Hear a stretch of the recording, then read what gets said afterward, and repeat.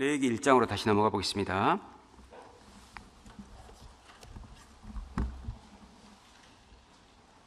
(1장) 1절.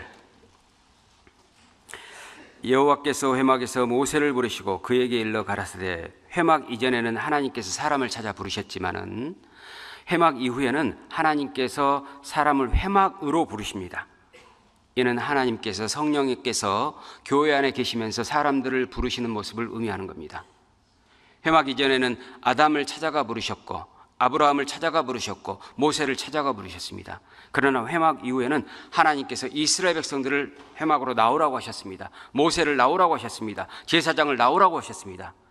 이것이 바로 우리가 교회의 중요성을 논할 수 있는 이유입니다.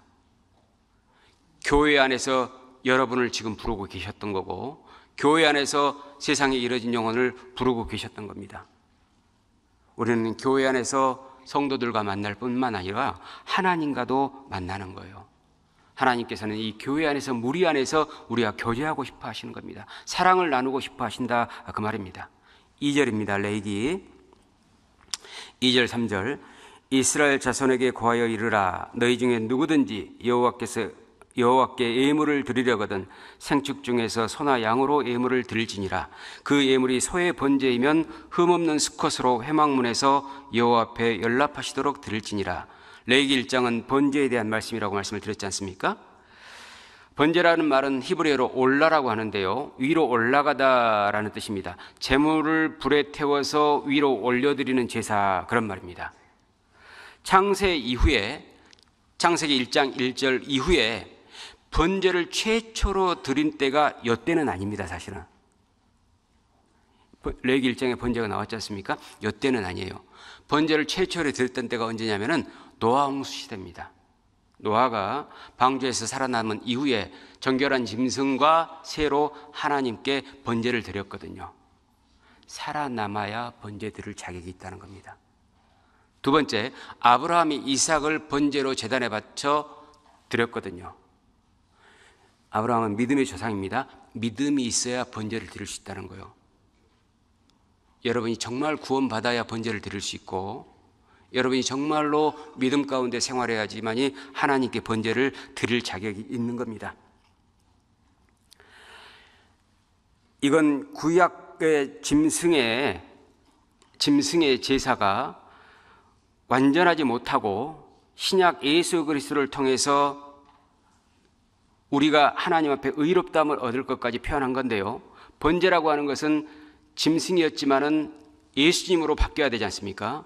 그러니까 노아 시대의 짐승이었지만은 아브라함은 이삭을 드렸지 않습니까? 그 이삭은 또 예수 그리스도의 예표지 않습니까?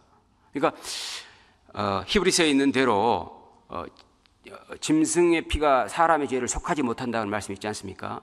그러니까 그 짐승을 통해서 예수 그리스도를 가르치는 것을 우리가 여기서 깨달을 수 있는 것이죠.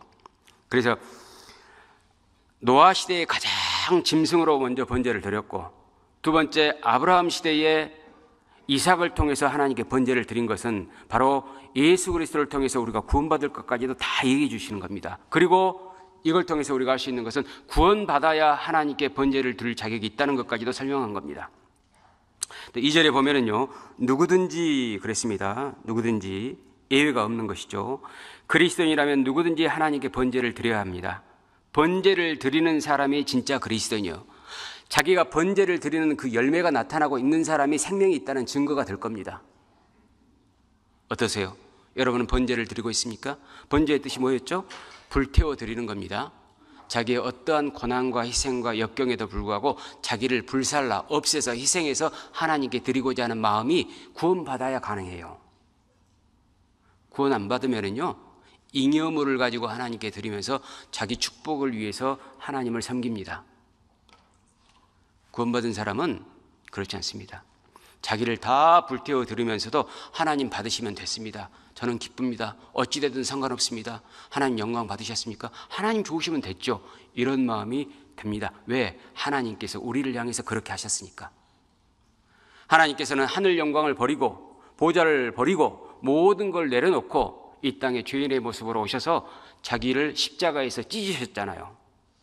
온몸의 피를 다 쏟으셨지 않습니까? 그러면서 우리한테 알아주라고 하는 게 아니지 않습니까? 그걸 통해서 모든 사람이 구원받기를 바라는 마음뿐입니다. 구원받으면 됐어, 이겁니다. 그걸 대접해달라는 게 아니었거든요. 너희들이 구원받으면 됐어. 그런데 놀라운 것은 대접해달라고는 하지 않지만 그 구원을 확실히 받은 사람은 하나님을 섬기고자 하는 마음이 들도록 하나님은 또 역사를 하셨다는 겁니다. 희한하잖아요. 그 말은 직접적으로 하지 않으시지만은 우리가 하나님을 사랑함으로 사랑에 대한 반응을 보일 수 있도록 하나님 앞에 올바로 살 수 있고 하나님만 위해 살 수 있고 하나님을 주인으로 삼을 수 있도록 우리 마음에 왜 주셨냐 그 말입니다. 그게 이론이 아니고 왜 그런 마음이 우리한테 생겼냐 그 말입니다. 생명이 들어갔다는 뜻이거든요. 세상에 어떤 기독교, 구원 안 받은 기독교도 많지 않습니까? 그곳에서는 그런 게 안 일어나잖아요. 결국에는 자기 만족이죠. 열심히 하나님께 해가지고 하나님으로부터 어떤 반대 급부를 받고 자기가 잘했다는 것에 대한 뿌듯함을 느끼기 위해서 하는 사람이 많습니다. 우리는 그러지 맙시다. 우리는 하나님의 생명을 입은 자들입니다. 우리가 보통 사람이 아닙니다. 우리는 자부심을 가져야 됩니다. 우리가 진정한 행복자입니다. 우리가 정말 가치 있는 사람입니다. 누구 앞에서도 우리는 쫄아서는 안 됩니다. 누구 앞에서도 담대할 수 있어야 됩니다. 왜? 나는 하나님의 아들이니까. 하나님의 생명이 들어와 있는 자니까. 또 번제를 드릴 때는 제물은 생축해야 됐습니다. 살아있는 것으로 드려야 됐습니다. 그리스도인은 산 제사를 드려야 됩니다. 죽은 제사는 하나님께서 받지 않으시거든요. 죽은 제사라고 하는 것은 죄가 있으면 안 받으신다는 뜻입니다. 죄를 짓는다는 것은 죽음이거든요. 죄의 삭은 사망이니까. 여러분, 우리가 죄를 지을 때 조금씩 죽어가고 있다는 걸 아셔야 됩니다. 물론 영혼이 죽어버려서 지옥 간다는 그런 개념이 아니라는 것을 아시죠. 그러나 하나님과 관계하기가 어렵게 되어버립니다. 그래서 하나님께서는 산 제사만 받으시니까 어찌됐든 간에 우리는 죄 없이 살아야 됩니다. 죄는 사실 죽은 자의 썩는 냄새거든요. 우리 그리스도인들은 산자들입니다. 야, 그런데 내가 그리스도인이고 산자가 됐지만은 죄를 안 짓는다는 것이 참 어렵던데, 안 지으려고 한 번 딱 노력을 하고 막 두 주먹을 불끈 쥐고 이를 악물고 다시는 안 해야지 해도 또 나와버리던데, 야, 어떻게 해야 되지? 이런 궁금증 계십니까? 이런 궁금증 가져야 됩니다. 사람은 문제를 해결하려면 문제 인식이 돼야 되거든요. 이게 문제가 있는 거구나. 그런데 성경을 자세히 배워보면 그 답도 나오거든요. 로마서 12장입니다.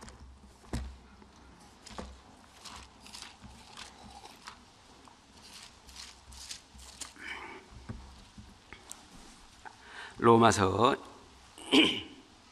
12장 1절 2절입니다. 로마서 12장 1절 2절 제가 읽으면서 말씀을 드리겠습니다. 그러므로 이 말은 앞에 11장 36절을 봤는데요. 하나님께 영광이 세세 있을 것이므로 하나님만 영광 받으시는 겁니다. 여러분, 신앙생활하면서 제일 중요한 것은 하나님만 영광입니다. 하나님도 영광이 아니에요. 우리도 영광 받고 하나님도 영광 받으시면 되지, 이런 생각하시면 착각하신 겁니다. 하나님만 영광입니다. 주에게 영광이 세세 있을 것이므로 형제들아, 내가 하나님의 모든 자비하심으로 너희를 권하노니 너희 몸을 하나님이 기뻐하시는 거룩한 산 제사로 드리라. 번제 드릴 때 생축을 드렸지 않습니까?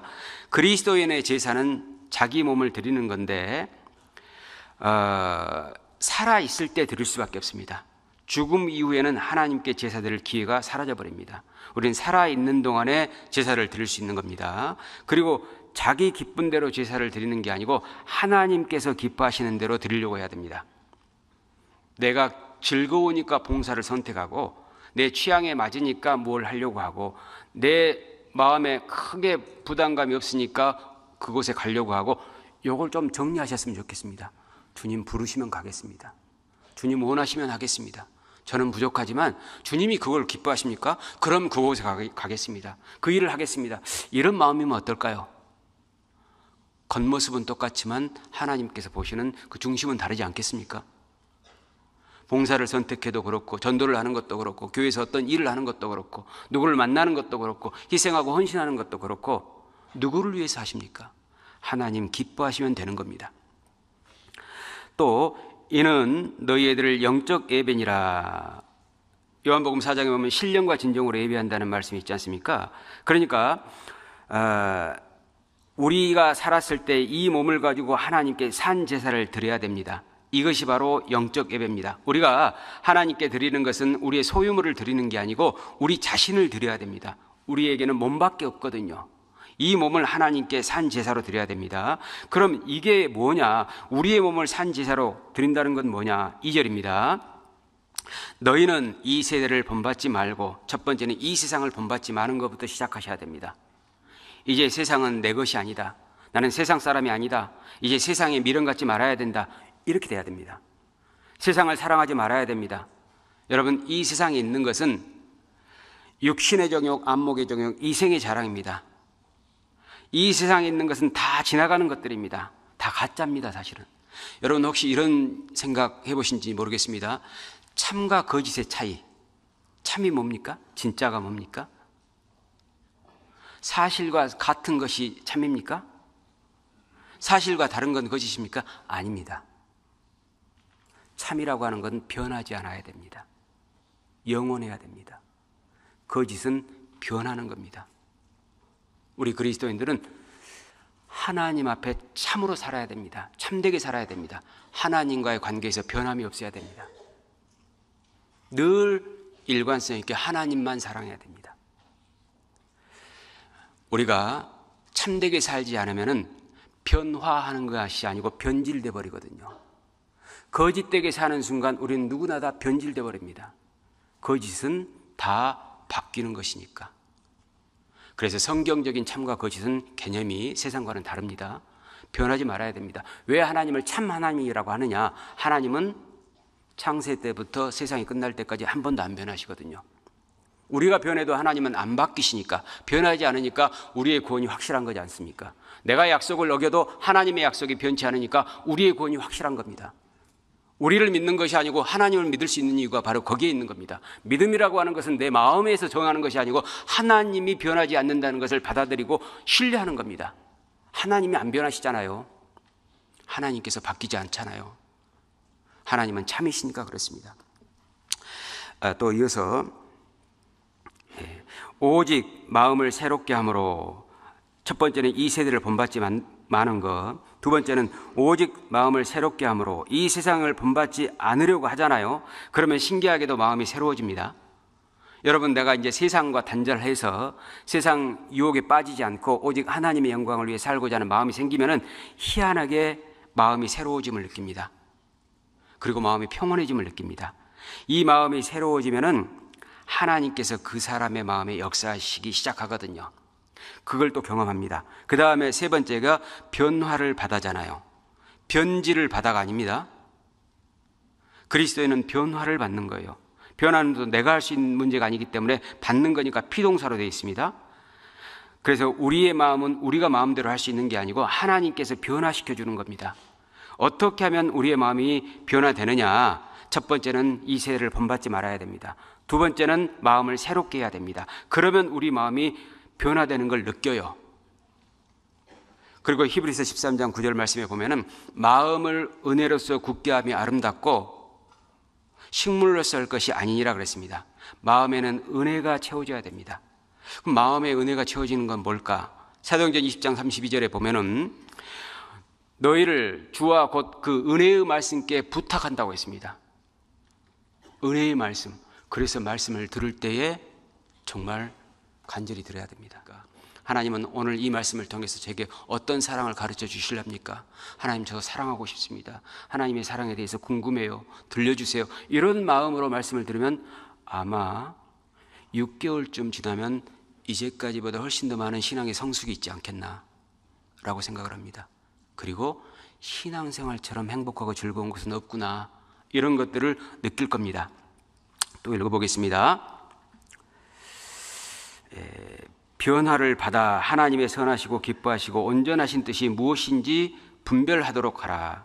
앞에 나온 세 가지, 이 세대를 본받지 않는 것, 마음을 새롭게 하는 것, 변화를 받으면, 이게 차로로 되면은 그때부터 명확히 구분이 되는데요, 하나님의 선하시고 기뻐하시고 온전하신 뜻이 명확해집니다. 그러니까 이러면 사람의 갈등이 별로 없거든요. 해야 될 것, 하지 말아야 될 것, 중요한 것, 중요하지 않은 것, 만나야 될 사람, 만나지 않을 사람, 가야 될 것, 가지 말아야 될 것 분명해집니다. 내가 교회를 갈까 말까 갈등이 있다는 것은 앞에 세 가지가 안 돼 있다는 거예요. 이 세대를 본받는 마음이 있기 때문에 그렇고, 마음을 새롭게 하지 않기 때문에 그렇고, 변화를 받지 않는 그 상태에 있기 때문에 갈등이 생기는 겁니다. 그래서 여러분, 우리가 내가 받은 구원과 내가 하나님의 자녀가 됐던 그 가치가 이대로만 살면은 더욱더 높아집니다. 그리고 정말로 나는 하나님의 자녀이구나, 나는 정말 행복한구나, 이스라엘이여 너는 행복자라다. 신명기 33장에 시편 1편에 보면 복 있는 사람은 악인의 꾀를 좇지 않는다고 하시지 않습니까? 아, 내가 진짜 복 받은 사람이구나. 이 세상에 80억의 인구 중에서 내가 가장 행복한 사람이고 복 받을 수 있는 사람이 되는 겁니다. 12장 3절입니다. 내게 주신 은혜로 말미암아 너희 중 각 사람에게 말하노니 마땅히 생각할 그 이상의 생각을 품지 말고 오직 하나님께서 각 사람에게 나눠주신 대로 믿음의 분량대로 지혜롭게 생각하라. 그리스도인이 지혜롭게 생각하며 살아간다고 하는 것은 2절의 네 가지대로 살아가는 겁니다. 그것이 바로 하나님이 기뻐하시는 거룩한 산제사고 영적 예배입니다. 다시 레위기 1장으로 넘어가 보겠습니다. 그 예물이 소의 번제이면 이제 소만 드린 건 아니었고요. 사실은 형편에 따라서 양이나 염소, 비둘기도 가능했습니다. 그것까지 다 살펴볼 수는 없고, 그러니까 개인적인 형편에 따라서 제물을 선택할 수 있도록 하나님께서 인정해 주셨는데, 이건 뭘 얘기하는 거냐면 사람의 어떤 상태에 있든지 간에 누구나 구원받을 수 있다는 것을, 그리고 누구나 섬길 수 있다는 것을 예표한 겁니다. 소의 능력이 있는 사람은 소로 번제로 드리고, 양의 능력이 있는 사람은 양으로 번제를 드리고, 또 염소를 드릴 수도 있고, 안 그러면 비둘기라도 드릴 수 있다는 겁니다. 우리가 하나님을 섬기는 것은 능력이 없어서가 아닙니다. 사실은 능력이 있어서 하나님을 섬기고 능력이 없어서 하나님을 못 섬기는 게 아니고, 마음이 없으면 못 섬기는 겁니다. 소가 있어도 마음이 없으면 못 섬기지만 비둘기가 있어도 마음이 있으면 섬길 수 있는 겁니다. 자, 그리고 또 흠없는 수컷으로 회막문에서 여호와 앞에 연락하시도록 드릴지니라. 번제를 드릴 때는 흠없는 수컷으로 드려야 됐습니다. 근데 그 소를 잡는 것이 회막문에서 잡아드려야 됐습니다. 왜 회막문에서 잡았을까요? 문 밖에서 잡으면 안 될까요? 이건 뭘 얘기하는 거냐면, 문은 누군가를 만나기 위해서 반드시 거쳐야 하는 첫 번째 장소지 않습니까? 무슨 말이냐? 성막에 들어가서 하나님을 뵙고 섬기려면 먼저는 죄 문제를 해결해야 됩니다. 죄를 가지고 하나님을 만날 수는 없는 거예요. 일단 문에서부터 죄가 해결돼야지 하나님께서 연락하시는 겁니다. 그 제물을 기뻐 받으시는 제사가 되는 겁니다. 그리스도인의 교회 안에서 신앙생활도 그렇습니다. 여러분, 죄가 없어야 저 문을 통과해 오기가 수월합니다. 어쩌면 방문턱 넘는 것도 수월하겠죠. 죄를 가지고 있으면 방문턱 넘는 것, 방문을 여는 것도, 자기 집 방문입니다. 이걸 여는 것도 쉽지 않을 겁니다. 하나님을 정말 간절하고 사랑스러운 마음으로 만나기 위해서는 죄가 해결돼야 됩니다. 올바로 살아야 됩니다. 이것이 바로 우리의 주님을 기쁘시게 하는 신앙생활입니다. 이렇게 말씀을 드리면은 혹 이런 분이 계실 겁니다. 그러면 내가 죄 안 짓고 올바로 살아야 될 텐데 라고 거기에 초점을 맞추고 계신 분이 계실 겁니다. 자기가 마음만 먹으면 언제든지 올바로 살 수 있을 것처럼 착각하는 것이죠. 그렇게 됩니까? 안 됩니다. 그래서 조금 전에 로마서 12장 말씀을 드렸죠. 먼저 세상을 사랑하는 마음을 버려야 됩니다. 그리고 마음을 새롭게 해야 됩니다. 그리고 말씀으로 변화를 받아야 됩니다. 그러고 나서 하나님의 선하시고 온전하시고 기뻐하신 뜻이 무엇인지 분별해야 됩니다. 사람의 생각이 정해지면 그대로 하거든요. 생각이 정해지지 않으니까 갈팡질팡하는 것이지, 딱 마음이 한 곳으로 정해지면 돌아보지 않고 딱 갈 수 있습니다. 여러분, 그래서 로마서 12장에 1절 3절까지의 말씀을 통해서 이렇게 산 제사를 드려야겠구나. 혹시 이제 지금 다 이해를 못 하셨다 할지라도 집에 돌아가서라도 또 읽어보고 또 읽어보고 나는 세상을 마음을 버렸을까? 세상을 버리는 마음이 있을까? 요거부터 좀 보면 되겠죠. 여러분, 그런데 사람들은 아무리 가르쳐도 이 세상 것을 위해서 살아가려고 합니다. 여러분, 세상 것은 다 부질없는데도 세상 것을 위해서 살아가는 사람이 너무 많습니다. 우리 그리스도인들도 아무리 성경을 배웠어도 세상의 마음이 뺏겨서 살아가는 사람도 꽤 있습니다. 여러분, 지금까지 세상 목적을 위해서 살았을 텐데, 일부가 그랬다는 겁니다. 일부. 그러니까 그랬을 텐데 실제로 크게 달라진 게 있을까요? 진짜 행복할까요? 그리 행복하지 않습니다. 다들 고만고만하게 산 것뿐이에요.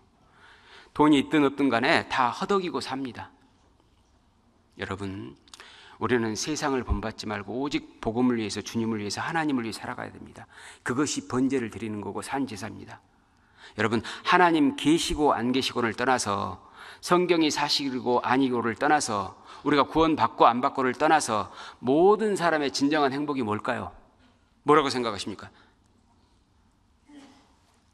일정한 생활 여건, 그리고 마음의 평강, 이 정도 있으면 아마 행복할 겁니다. 남부러울 것 없을 겁니다.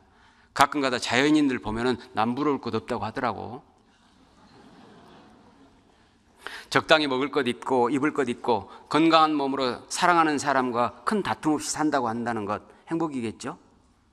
그리고 작은 일에도 감사할 줄 알고 즐거워한다면 행복일 겁니다.